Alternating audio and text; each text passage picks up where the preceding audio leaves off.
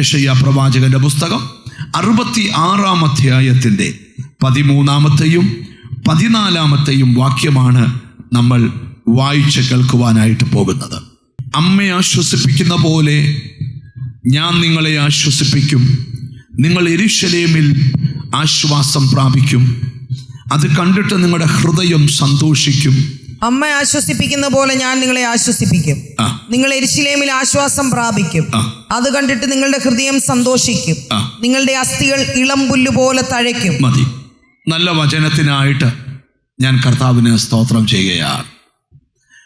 പ്രവാചകനായ യെശയ്യാവ് ഒരു ജനതയെ നോക്കി പ്രവചിക്കുന്ന പ്രവാചക വാക്യത്തിൽ നിന്നുകൊണ്ടാണ് ഇന്ന് നിങ്ങളോട് സംസാരിക്കാനായിട്ട് പോകുന്നത്. പ്രവാചക കണ്ണുകളിലൂടെ ആ ജനത്തിൻ്റെ ഒരു പ്രശ്നത്തെ ചൂണ്ടിക്കാണിക്കുകയാണ്. ആ പ്രശ്നം എന്താണെന്ന് കേട്ടോ? അവർക്ക് ആശ്വാസം പ്രാപിക്കാൻ കഴിയാതെ അവർ ദുഃഖിച്ചിരിക്കുകയാണ്.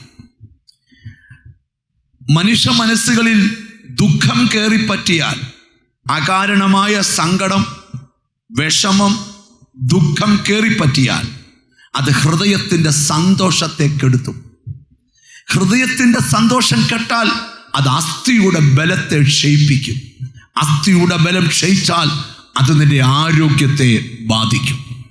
ഈ മൂന്നിനുമുള്ള ട്രീറ്റ്മെൻ്റാണ് ഹോളി സ്പിരിറ്റ് ഈ വാക്യത്തിലൂടെ അമ്മ തരുവാൻ പോകുന്നത്. നിങ്ങൾ ആരോഗ്യത്തോടിരിക്കണം, എന്നാൽ മാത്രമേ നിങ്ങളെ കൊണ്ടുള്ള ദൈവോദ്ദേശം നടക്കത്തുള്ളൂ. അടുത്തിരിക്കുന്ന ആളും തൊട്ടച്ച് പറ, ആരോഗ്യത്തോടിരിക്കണമെന്ന് പറ. ഹല്ലേലൂയ. നിങ്ങൾ എങ്ങനെ ഇരിക്കണം? ആരോഗ്യത്തോടെ ഇരിക്കണം. 40 വയസ്സുള്ള ആളെ കണ്ട 86 വയസ്സുള്ള ആൾ കുനിയുന്ന പോലെ കുനിഞ്ഞ് നടക്കരുത്. നിങ്ങൾ ആരോഗ്യമുള്ളവരാകണം. രണ്ടാമത്തെ കാര്യമാണ്, നിങ്ങളുടെ ഹൃദയത്തിൽ സന്തോഷം ഒരിക്കലും നഷ്ടപ്പെടാൻ പാടില്ല. ഹല്ലേലൂയ. ഇതിൻ്റെ എല്ലാം മൂല കാരണം ഹൃദയത്തിൽ നിന്ന് മാറാത്ത ദുഃഖം നിങ്ങൾക്കുണ്ട്. കർത്താവ് പറയാ, ആ ദുഃഖത്തെ ഞാൻ ട്രീറ്റ് ചെയ്യാൻ പോവാ. എങ്ങനെ ട്രീറ്റ് ചെയ്യുന്നതെന്ന് കേട്ടോണം. അമ്മ ആശ്വസിപ്പിക്കുന്ന പോലെ ഈ ദിവസങ്ങളിൽ നിങ്ങളെ ഞാൻ ആശ്വസിപ്പിക്കും. ഹല്ലേലൂയ. നിങ്ങൾ ശ്രദ്ധിക്കണം, ആരാണ് ആശ്വാസം പ്രാപിക്കേണ്ടത്? ദുഃഖത്താലും സങ്കടത്താലും തകർക്കപ്പെടുന്നവർ വേണം ആശ്വാസം പ്രാപിക്കാൻ. ശ്രദ്ധിച്ച് കേൾക്കണം. പിശാചിന് നീ യോഗത്തിന് വന്നതിലൊന്നും ഒരു പ്രോബ്ലവും ഇല്ല. ഇഷ്ടം പോലെ ദുഃഖം കൊണ്ട് നിന്റെ മനസ്സിനെ കുത്തി നിറച്ചേച്ച് നിന്നെ യോഗത്തിൽ കൊണ്ടിരുത്തി കരയിപ്പിച്ചു വിടണമെന്നാ പിശാച് ആഗ്രഹിക്കുന്നത്. പക്ഷെ നീ എടുക്കേണ്ട തീരുമാനമുണ്ട്. സകല ദുഃഖത്തിനും പരിഹാരം ദൈവത്തിൽ നിന്ന് സ്വീകരിക്കണം. ഞാൻ ബൈബിളിലെ വെളിപ്പാടിലോട്ട് നിങ്ങളുടെ ചിന്തകളെ ഒന്ന് കൊണ്ടുവരാം.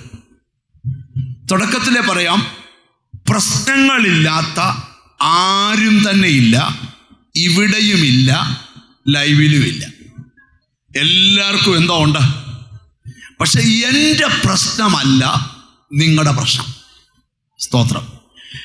പ്രശ്നത്തിന് വലിയൊരു സൊല്യൂഷനാണ് ദൈവവചനം. ഒരാമയും പറഞ്ഞാട്ട്. അത് ഒരാളുടെ പ്രശ്നമല്ല, ഒരു മനുഷ്യൻ്റെ ലൈഫിലെ ഒരു പിടി പ്രശ്നത്തെ ഒന്നിച്ച് പരിഹരിച്ചു തരാൻ ഇതിലെ വചനത്തിന് കഴിയും. ദൈവം എന്നോട് പറയുന്നൊരു ദൂത് പറയാം.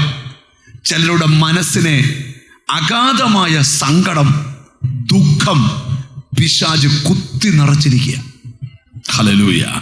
അത് നിമിത്തം നിന്റെ സന്തോഷം നഷ്ടപ്പെട്ടു, അസ്ഥിയുടെ ബലം നഷ്ടപ്പെട്ടു. അത് നിമിത്തം നീ ബലഹീനനായിരിക്കുന്നു. എന്നാൽ ദൈവം പറയുകയാണ്, ഇന്നും നിന്നെ ഞാൻ ആശ്വസിപ്പിക്കും. മാത്രമല്ല, നിന്റെ സന്തോഷം ഞാൻ തിരിച്ചു തരും. നിന്റെ അസ്ഥി ഇളമ്പുല്ല് പോലെ ഈ ദിവസങ്ങളിൽ തഴച്ചു പൊങ്ങും.